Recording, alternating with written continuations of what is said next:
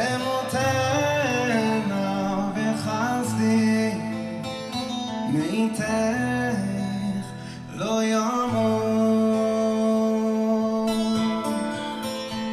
ההודו ימושו והגבס תמותנה וחסדי מאיתך לא ימות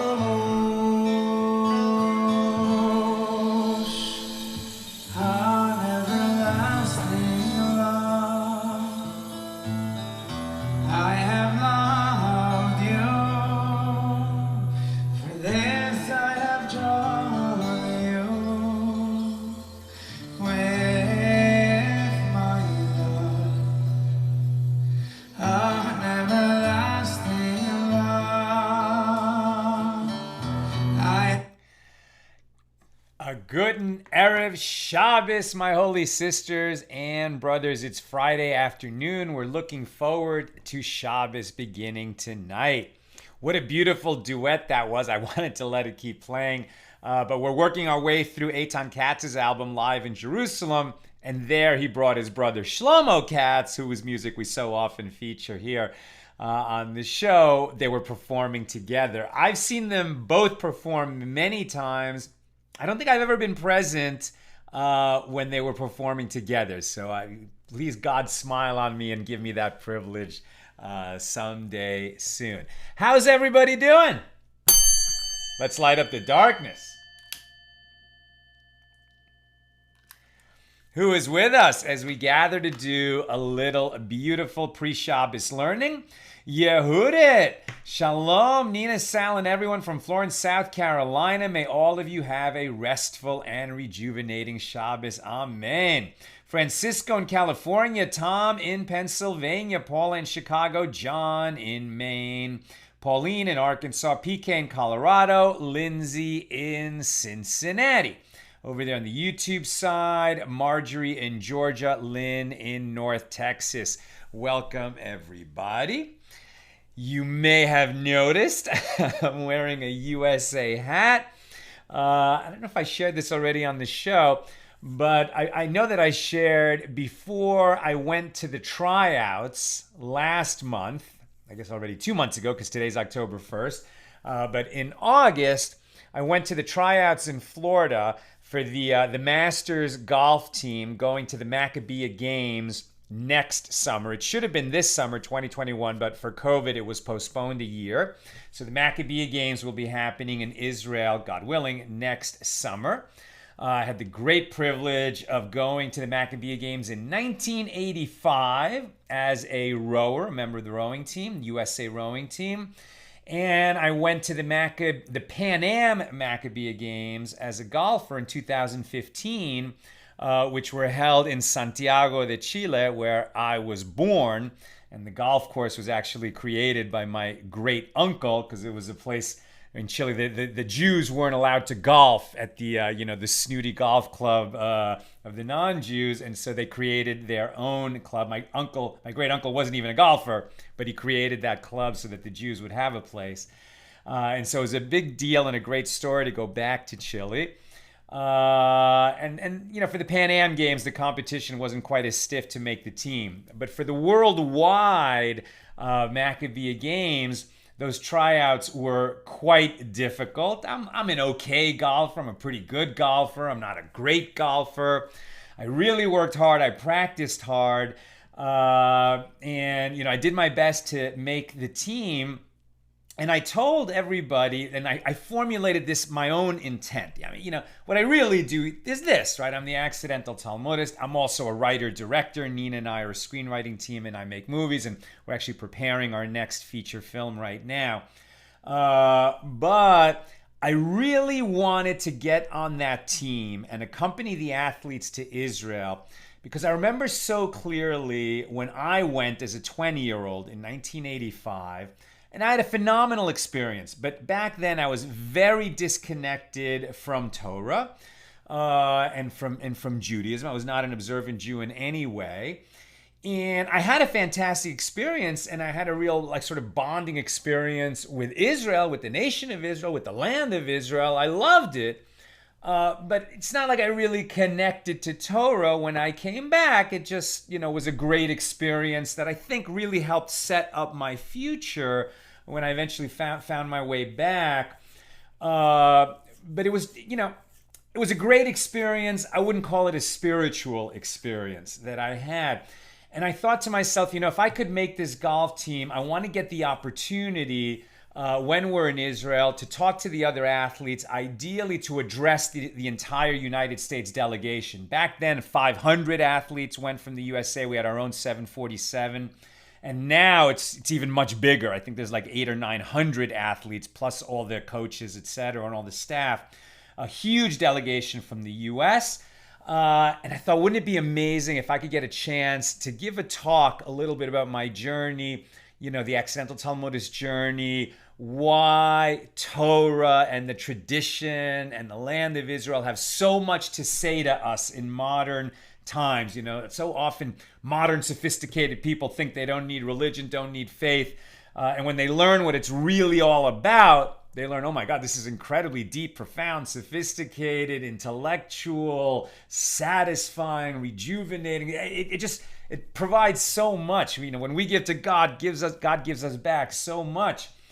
And I thought if I could just have a chance to tell my story and share some thoughts, maybe I would connect with like some of those younger athletes who were the guy I was all those years ago. And so, I told the staff at the tryouts that I really hope I make the team, because especially I hope I get an opportunity to address the team in Israel.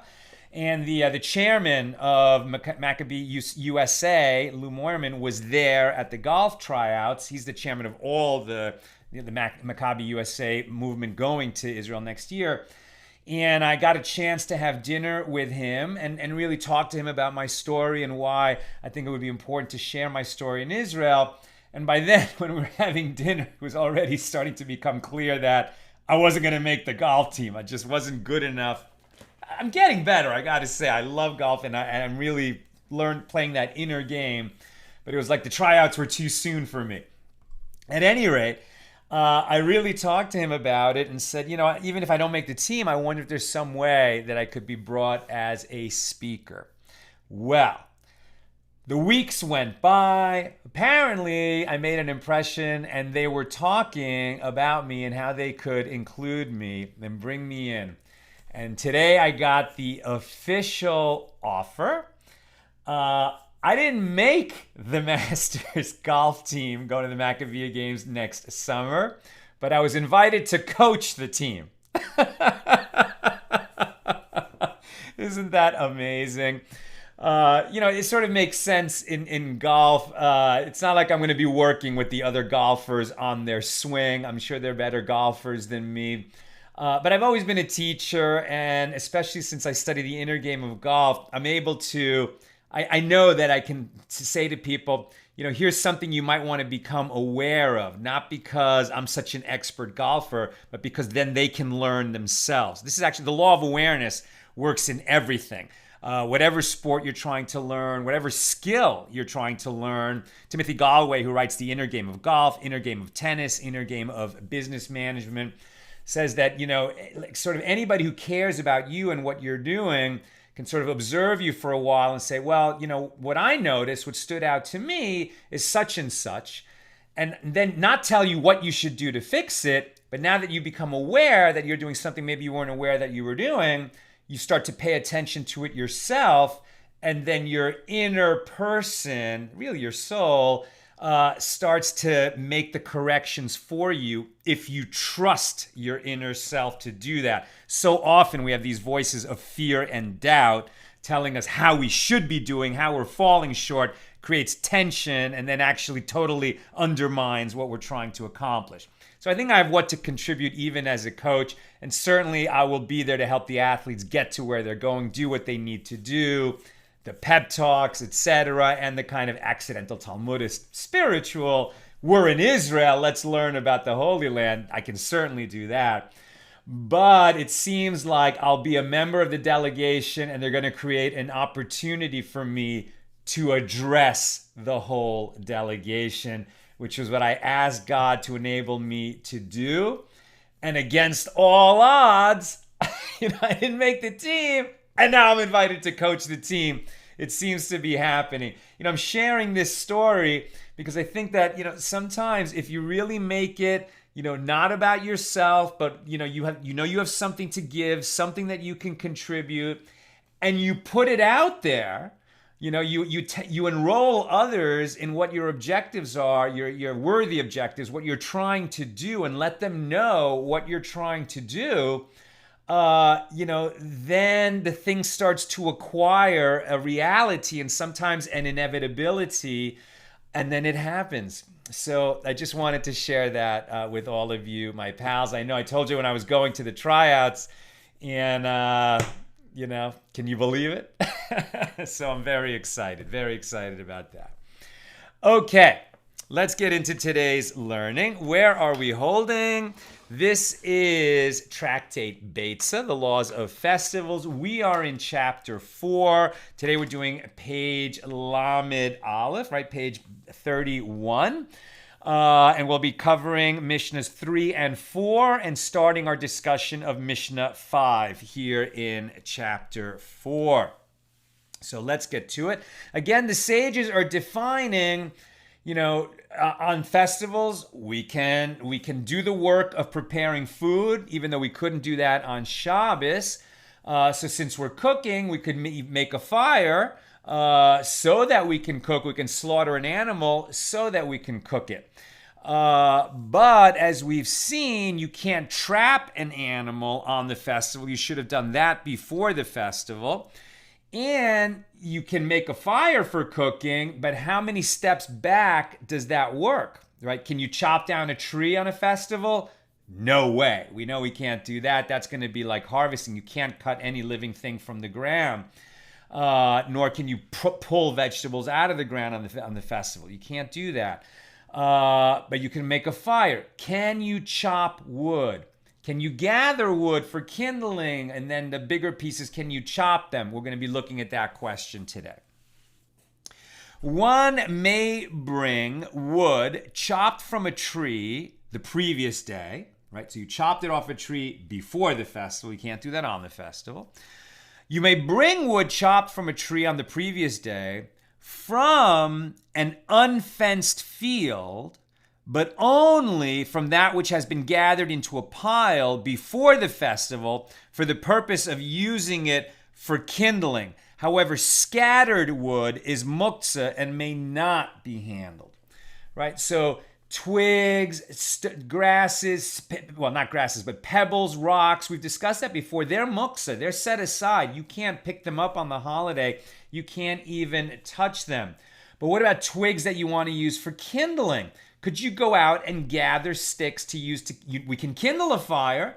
Can you gather sticks to kindle for the fire? No, you can't. You can't do gathering. Gathering is actually considered, just like forming a wood pile, that is considered part of the prohibited labor on Shabbos of binding, right? It's one of the 39 categories of labor. You can't actually gather. So if the wood was gathered together into a pile, in other words, you prepared it so you would have wood for kindling for your fire that you're going to use to heat the oven in ancient times, that you could do on the festival. Obviously not on Shabbos, but you could do it on the festival because it's very involved in food preparation. But if you had to actually walk around and gather the sticks from the ground, no, you could not do that. Now they're going to distinguish between a field and a karpef, a field and a fenced field, right? If it's in a fenced field, it's in a sense more gathered already, more prepared for use. If it's in an open field, even if it was gathered together, it might not be considered that it was gathered together because like that little pile in the open field, you couldn't reasonably count on still finding it there the next day. The wind could blow it. People could come along and take it. Those are going to be some of these considerations.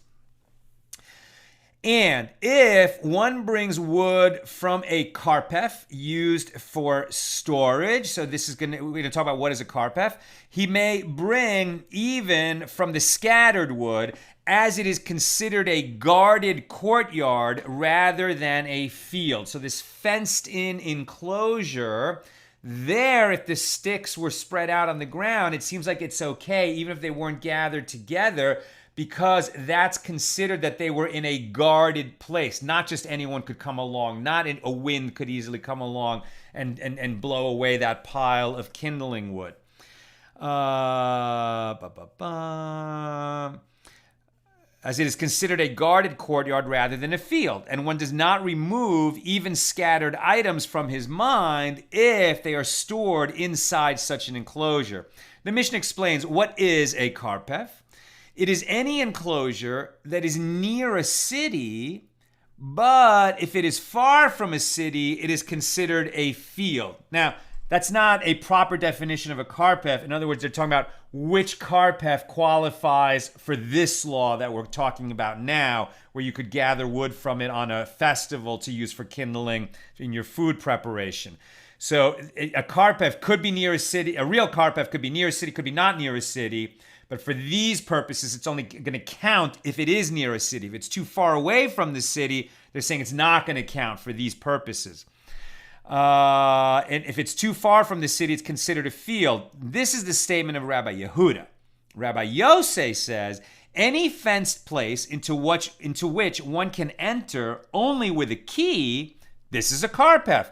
Even if it is located at a distance from a city, even if it is far from the city, provided that it is within the Shabbos limit.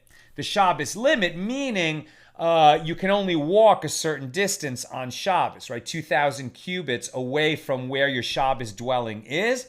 You could make that Erev to move your Shabbos dwelling so that you could walk, the 2,000 cubits to where you establish your Shabbos dwelling, and then another 2,000 cubits beyond that if you wanted to get to a Torah lecture on Shabbos, for example. So what they're saying is this karpef doesn't have to be near a city, but it has to be within a Shabbos limit, a Shabbos walking limit distance for you, even on the festival, for it to be considered that wood inside that enclosure, you had it in mind that you might use it for kindling your oven fire on the festival. That's the Mishnah. The Gemara. Rav Yehuda said that Shmuel said, one may not bring wood except from the wood that was gathered in a karpef, this outdoor enclosure. And the Gemara challenges, but didn't we learn in the Mishnah, and from a karpef, even from scattered wood, right? So it seems like you may not bring wood unless it was gathered. One may not bring wood except from wood that was gathered into a karpef. Right? So that's a different statement. So the only wood that is usable according to this is that it was gathered together and it was in an enclosure. Whereas the Mishnah seemed to be saying either it was gathered together, wherever it was, like in an open field, or in a karpef, even if it was scattered on the ground within the karpef. Now, Rav Yehuda seems to be saying, in the name of Shmuel, that no, for you to be able to bring this wood in to use for your food preparation fire on the festival, it had to be in an enclosure and gathered. So which is it? The Gemara challenges, but didn't we learn in the Mishnah? And from a karpef, even if it's scattered. And the Gemara answers, the Mishnah that we read follows an individual opinion, and one may not rely on it, as it is clear from a different source that the majority view is otherwise, as it is taught in a Beitzah that Rabbi Shimon ben Elazar said, Beis Shammai and Beis Hillel did not disagree with regard to wood scattered in fields, that one may not bring it in on a festival to one's house for kindling, nor with regard to wood that is gathered in a karpef, that one certainly may bring that. With regard to what did they disagree? It is with regard to scattered wood in a karpef or gathered wood in the fields. Beis Shammai say he may not bring either of those, and Beis Hillel say he may. gathered wood in a field or scattered wood in a karpef, the more lenient opinion, Beis Hillel, say you can use that wood on the festival. Although the lenient opinion with regard to gathered wood in a field is attributed to Beis Hillel, this is only according to the minority view of Rabbi Shimon ben Elazar. However, most sages disagree and say that one may not bring wood from a field at all, even according to Beis Hillel. So now what we've got is a situation where normally the Mishnah is considered more authoritative than a Beitzah. And according to this Mishnah, it seems like the law was established according to this view that if it was, gathered in a field or even scattered, even if it's scattered, but within the fenced enclosure, that's going to be permissible to use on the festival. And now we're learning that, no, that's too lenient and the Mishnah is not to be relied on. You can't, scattered in a karpef, okay, but even if it's gathered and it's in a field, no good. So where does this end up? Let's just actually go right to the halacha. What is the law?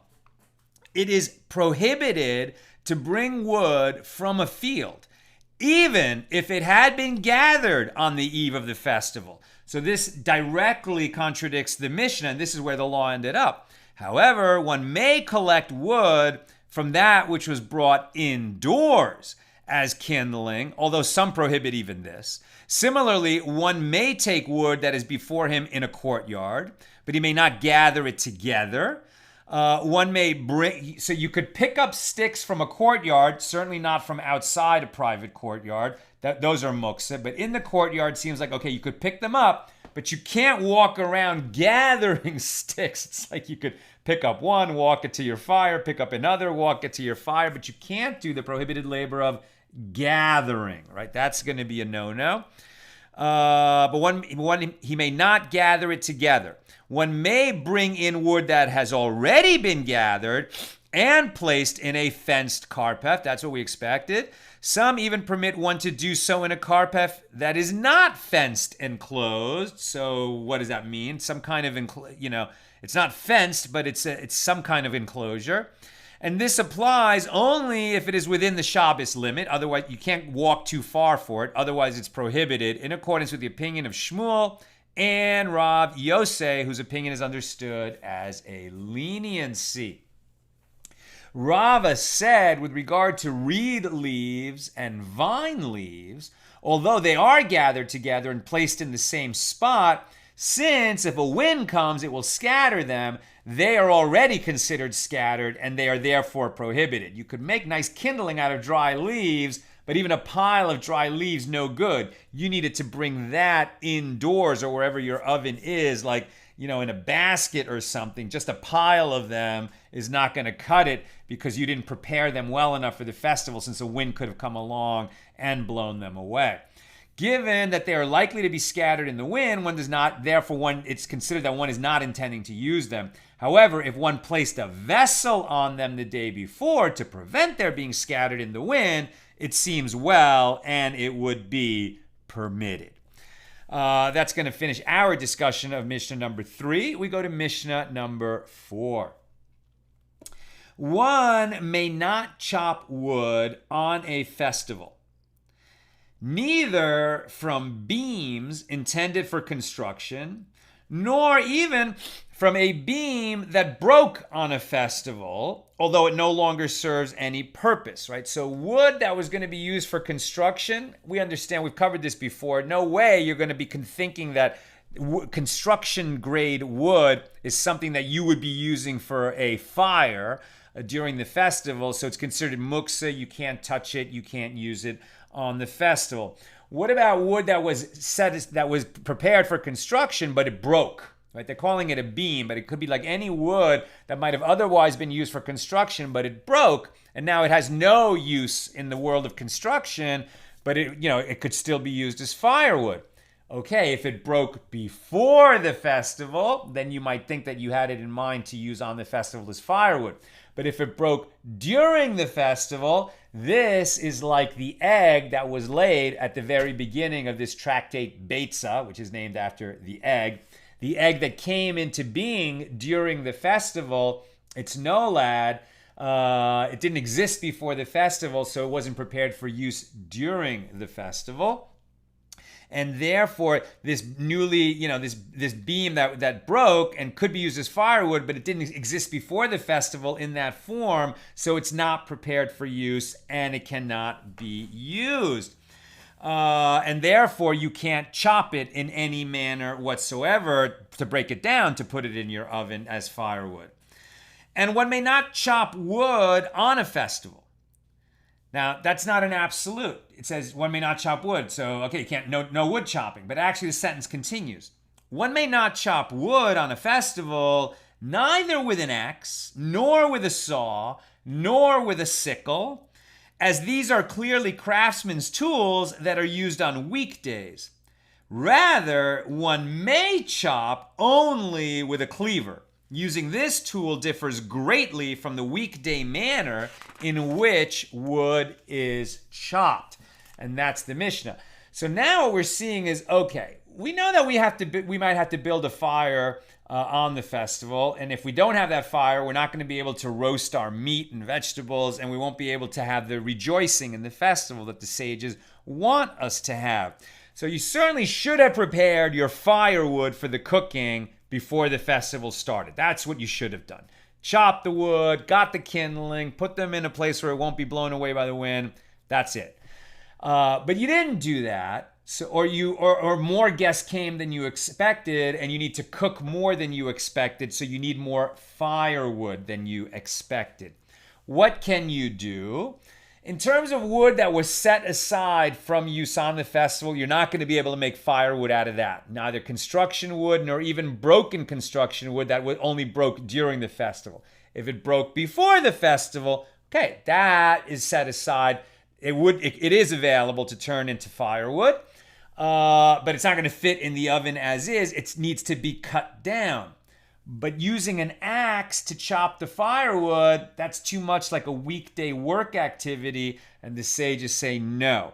You could break down some of that wood, but you can't do it with an axe in the normal weekday manner. How can you do it? With a cleaver, right? With some kind of a kitchen tool, not something that's ever normally used for chopping wood.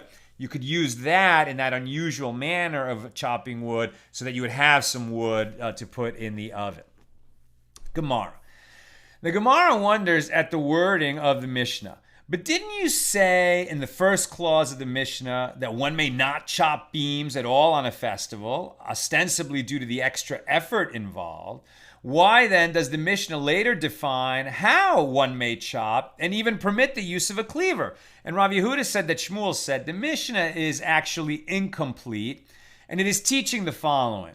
One may not chop wood from the pile of beams intended for construction, nor from a beam that broke on the festival itself, as this kind of wood is considered muktzah. However, one may chop wood from a beam that broke before the festival began, since it has presumably been designated as firewood. Yet, even when one chops such a beam, it must not be done in the weekday manner. An adjustment must be made. Therefore, one may not chop neither with an axe, nor with a saw, nor with a sickle, nor with a cleaver. But with a cleaver. And the Gemara comments, this opinion, which is in accordance with the opinion of Shmuel, is also taught in a Beitzah. One may not chop wood, neither from the pile of beams, nor from the beam that broke on the festival itself, as these are not considered prepared. So in other words, there are two issues involved with this wood. One is, was it prepared for use on the festival? The other is, are we chopping it in a manner that is different from the weekday manner of chopping?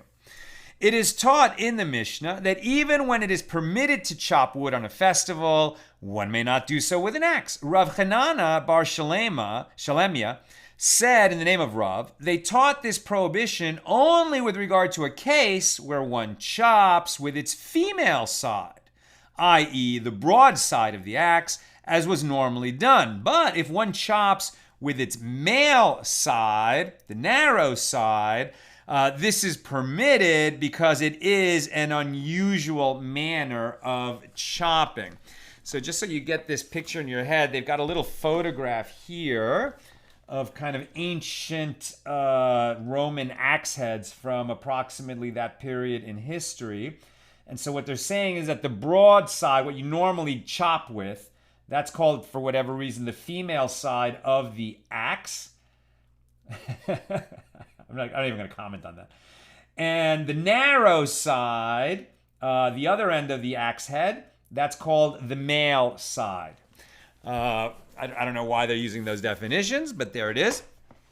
So the broad side, what you normally chop with, definitely you can't do that on the festival. But that narrow side, which you normally would never use for chopping wood, okay, now that you need to break up some wood so that you can cook on the festival, you could do that. Anyone that saw you doing it would say, wow, that guy's chopping in a really weird way. He's not using the axe as it's intended to be used. Must be that it's a festival. He's making a shinui, and he's doing things in a non-standard way so that he's honoring the festival and not doing what would otherwise be prohibited work. Where am I?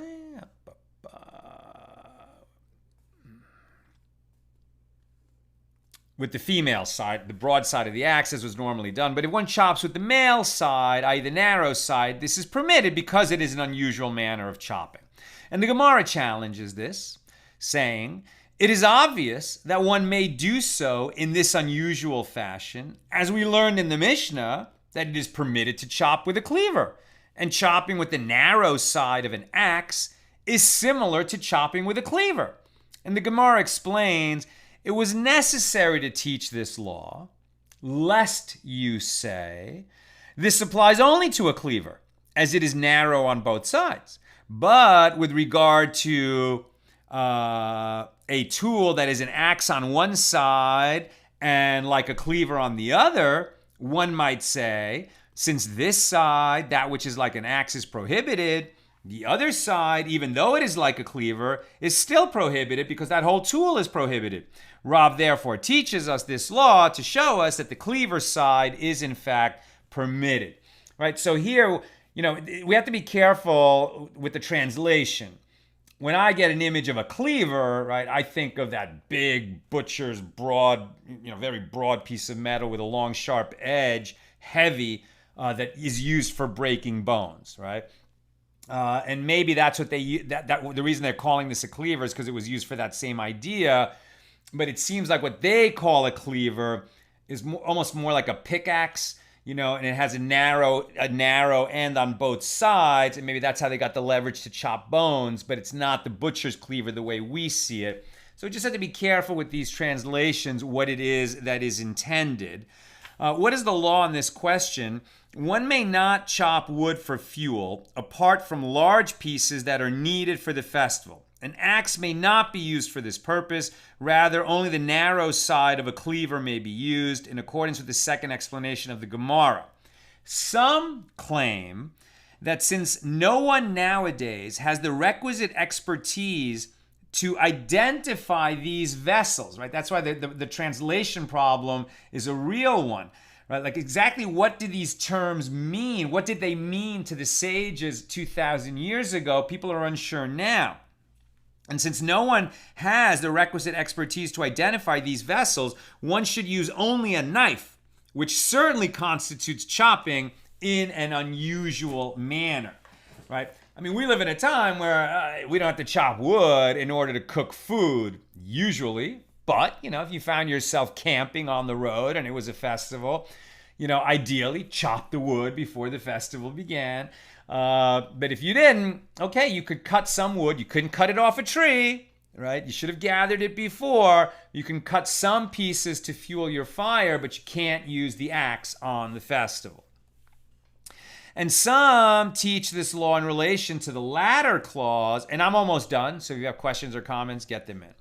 And some teach this law in relation to the latter clause of the Mishnah, rather with a cleaver. And Rav Hanania bar Shalemia said in the name of Rav, they taught that it is permitted to chop wood on a festival from a beam that was broken the day before, as stated previously, when one does so only with the male side. But if he chops with the female side, it is prohibited. And the Gemara challenges, this is obvious. Didn't we learn in the Mishnah that they may not use an axe? And the Gemara answers, it was necessary to teach this law, lest you say, this prohibition applies only to an axe, but with regard to a utensil that is both an axe and a cleaver, i.e. that it is broad on one side and narrow on the other, one might say, since this side, the narrower one, is permitted, and the other, the broader side, should also be permitted. Rav therefore teaches us that they did not permit one side due to the other. So you might have thought that axe, which is broad on one side and is the normal tool used for chopping wood during the week, since you can't use that broad side on the festival, maybe they prohibited the whole utensil, but they didn't. They said you could use the narrow side, you can't use the broad side. And that concludes our discussion of Mishnah number 4. Now we're just going to read Mishnah number 5 and then go to comments and questions, and it's a short Mishnah.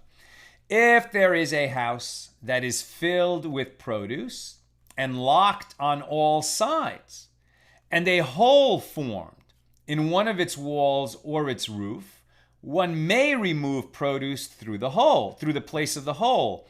And the produce is not considered muktzah, even though one cannot reach it without the existence of the hole.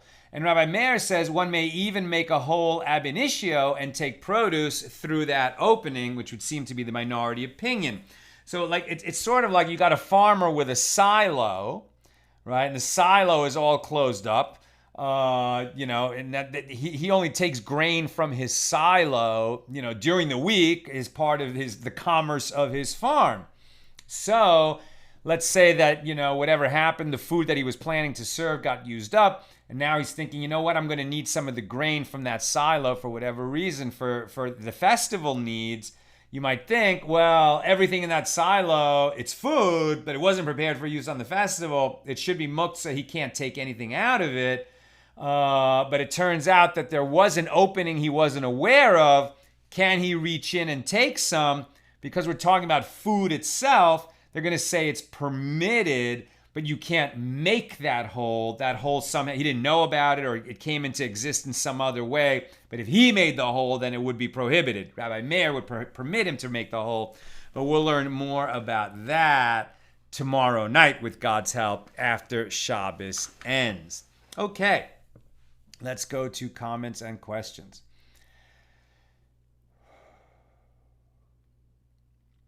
$31. Tom Beck, how many Jews in Chile with regard to the Pan Am Games? Right, so the Jewish community in Chile is pretty small. But, I was born there. I left when I was 5. My father was born in Chile, and my grandfather was born in Chile. My great-grandfather, who was named Agustin Litvak, like my father. We don't know quite what his name was when he left Ukraine, but he ended up with Agustin as his first name when he got to Chile. Came right at the beginning of the 20th century. I understand that the Jewish community in Chile is about 12,000 people, and I think it has shrunk. It used to be bigger. It was never large. I think it was always on the scale, on the order of about 20,000, somewhere between 10 and 20,000 Jews. So kind of small, insular, extremely friendly community, right? If you're Jewish and you're in Chile and you want to go to services, it's actually one of those places where Chabad and Aish share the same building, right? So Chabad, Hasidic Judaism, Aish, much more Litvish Judaism. That's a whole subject for another day. But Hasidic is more about the emotion and the spiritual joy of the thing, and the Litvaks are more about Talmudic learning. So in a sense, I've found my destiny when I became the accidental Talmudist. But in Chile, those two groups of Orthodox Jews that often have very little to do with each other in other communities actually share a building together in Santiago. Lynn, even the priests had to retire from active work at the temple service at 50 years of age, but then continued to be active by becoming instructors. Welcome to your new assignment as a coach. Thank you, Lynn. Beautiful. Exactly right. What a beautiful comment. Thank you so much. Yosef, can you remind again why, even though a Barais is older, the Mishnah still accepted more? I guess in this case it didn't hold up, so an exception was made. Not older. teachings that ended up in Beitzahs or that ended up in Mishnas are about the same age, right? They're contemporaneous. Why did some end up in the Mishnah? So the Mishnah, was a project that ended up, it was the work of Rabbi Akiva, of Rabbi Meir. They worked it over through generations as something that was memorized, right? So it was kind of like the accepted, memorized set of teachings that comprise the Mishnah. And it never would have been written down except that the Roman persecution of Torah and of Jewish learning and Judaism itself was so strong, it was so intense that Rabbi Yehuda Hanasi, the head of the Sanhedrin, in his time, about the year 200, said, if we don't write this down, it could be lost because they might come and kill all the Torah scholars. Jews would survive, but the teachers would be gone. So for the sake of the Jews that survive, we better write this down so that, even if we're all killed, at least this much learning will be set down. And that became the Mishnah. But it was necessarily compact and condensed, and not everything got in it. So there were teachings often on the same subject, even the same laws, that didn't quite make it into the Mishnah, but from the same period, teachings of the same group of scholars, and those are called Beitzahs. And because they're not as authoritative as the Mishnah, usually the halacha is taken, the law is taken from the Mishnah, and the Beitzahs help us understand it better. But occasionally, like here, we see that a minority position got into the Mishnah, and it wasn't clearly stated as a minority position, but there was enough other information available from other Mishnahs and Beitzahs to show that that particular Mishnah didn't reflect the law as it should be observed, as it should be practiced. But they were able to piece that together from those other sources. And finally, Paula. So finding something and being highly creative won't work for acceptance. I'm sorry, I'm a little confused by the question. I'm not sure what the context is that we're referring to. So finding something and being highly creative won't work for acceptance. I'm not sure what we're talking about. Are you asking about whether you can gather wood, find it on the ground and pick it up, or are we talking about, some other branch of teachings? Maybe that question could be clarified and we could get to it tomorrow.